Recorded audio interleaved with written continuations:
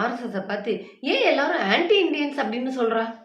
Mummy, பாஜகவை ஏன் anti இண்டியன்ஸ்ன்னு சொல்றோம் அப்படின்னா, இந்திய நாட்டு மக்களை பசி பட்டினியில தவிக்க விட்டுட்டு, இந்தியாவில் இருக்கக்கூடிய ஜனநாயகத்தை சீரழிச்சு, பத்திரிகை சுதந்திரத்தையும் கேள்விக்குறியாக்கி, நாட்டோட பொருளாதாரத்தையும் சீரழிச்சிட்டு, நாட்டுடைய பாதுகாப்பு இருக்கு இல்லையா? Border security.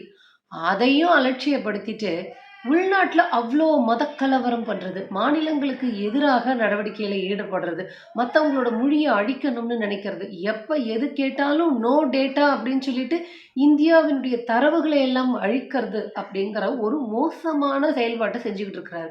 அது மட்டும் இல்லாம இந்திய நாட்டு மக்களின் மீதே பாம் போட்ட பிரக்ஞா தாக்கூர் போன்றவர்களை கட்சியில வச்சுக்கிறது, கொலை செய்கிறவங்களையும் கொள்ளை அடிக்கிறவங்களையும் ரவுடிகளையும் பாம் பக்கிரிகளையும் கட்சியில் சேர்த்துக்கிட்டு அரசியல் பண்ணுறது, ஊழல்வாதிகளை எல்லாத்தையும் பிஜேபியில் சேர்த்துக்கிட்டு நல்லவங்க அப்படின்னு நடித்து அதிகாரத்தை பெறுறது.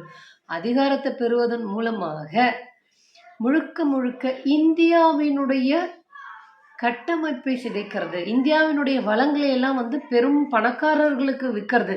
இப்போ ஏதாவது பிரச்சனை அப்படின்னா அந்த பணக்காரன் இந்த சொத்தையெல்லாம் எடுத்துக்கிட்டு வெளிநாட்டுக்கு தப்பிச்சு ஓடிடலாம்ல. அப்படி இந்தியாவினுடைய ஜனநாயகத்தையும் பன்மைத்துவத்தையும் ஒற்றுமையையும் வளங்களையும் ஒரு கட்சி திட்டமிட்டு அழிச்சுக்கிட்டே இருக்குன்னா அவங்கள ஆன்டி இண்டியன்ஸ்ன்னு சொல்லாம வேற என்ன சொல்றது? மிக முக்கியமா இந்திய நாட்டோட அரசியலமைப்பு சட்டத்தையே அழிக்கணும்னு ஆர்எஸ்எஸ் பிஜேபி கும்பல் பிளான் போடுது அப்படின்னா இவங்கள ஆன்டி இண்டியன்ஸ் தானே சொல்ல முடியும்.